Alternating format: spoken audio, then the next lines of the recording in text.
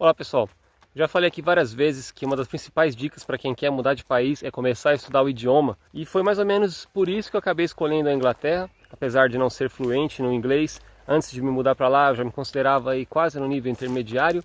A gente tem aula de inglês nas escolas, mas em escola pública principalmente, infelizmente não é suficiente para a gente se comunicar e tudo no inglês, né? Mas eu sempre gostei de música em inglês, sempre ficava traduzindo as músicas, assistia filmes em inglês, então a gente vai se acostumando com o idioma, até que eu cheguei num ponto de conseguir assistir vídeos em inglês no YouTube, de canais e tudo mais, né?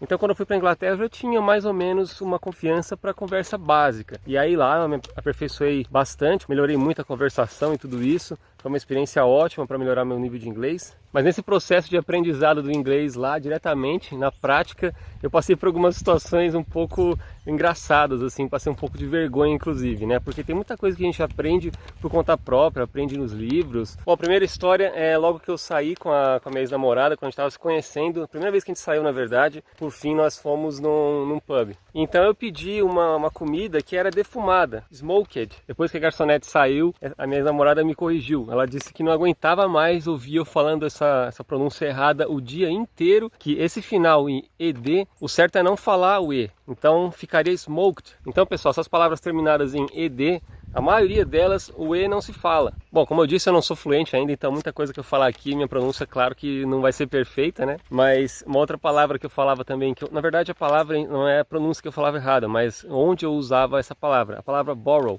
E borrow significa emprestar, mas diferentemente do português, que nós só temos a palavra emprestar, em inglês eles têm lend e borrow. A diferença é que quando você usa a palavra borrow, é para quando você emprestou alguma coisa de alguém. E lend é para quando você empresta alguma coisa para alguém. Então é isso, quando eu empresto alguma coisa que é minha para alguém, eu uso lend. Alguma coisa que pertence a outra pessoa, eu pego emprestado, aí eu uso borrow. Outra palavra também que eu achei engraçado o uso é a palavra cheers. A gente aprende que cheers é mais ou menos uma palavra de celebração, né? Pode ser usada aí quando a gente está fazendo um brinde, por exemplo, quando a gente está brindando, né, com os copos e tal, a gente fala cheers. Mas eles também usam cheers no sentido de dizer obrigado. Eu não sei se isso é mais na Inglaterra, mas o fato é que lá eles usam isso. Bom, relacionado à pronúncia novamente, nós brasileiros somos famosos aí nos países que falam inglês por esse erro em particular que nós cometemos em pronúncia. E esse erro é colocar letras a mais onde não tem, no final das palavras principalmente, né? Um exemplo é Facebook. Nós falamos Facebook. Olha a diferença do inglês, que é Facebook. Então eles não falam esse i que nós colocamos no final. Facebook, WhatsApp.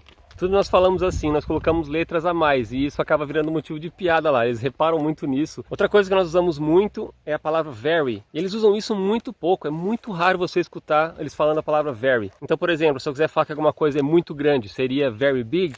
Não, eles falariam massive. Se alguma coisa é muito ruim, em vez de falar very bad, nós podemos falar que isso é awful. Para very cold, muito gelado, nós podemos dizer freezing. Outra coisa que eu achei engraçada é a palavra tired, porque a nossa tradução seria cansado, né? E eles usam essa palavra para dizer que está com sono. Então é muito difícil alguém dizer que está sleepy, que seria, quando a gente pega no dicionário ali, seria a tradução para quando está com sono, mas eles utilizam a palavra tired. Mais uma de pronúncia aí, e essa daqui é principalmente na Inglaterra. Isso até acontece também em outros países, nos Estados Unidos, na Austrália talvez em alguns casos, mas na Inglaterra isso é bem marcante, que é a pronúncia do R. Por exemplo, para carro, que seria car, como nós vemos nos filmes americanos, e o inglês fala car. Eles cortam esse R no final. A letra T também tem muitos casos que eles não pronunciam, por exemplo, britânico, British Islands. Mas quando eles pronunciam British, que é a palavra para britânico, eles cortam esse T, então acaba ficando British, muitas vezes. Eu não sei soar como eles, mas a gente escuta mais ou menos assim. Aí mais algumas coisas que também acho que são mais utilizadas na Inglaterra, principalmente em Londres ali, que seria o metrô. Nós sabemos que nos Estados Unidos eles falam subway, mas em Londres especificamente eles chamam de tube.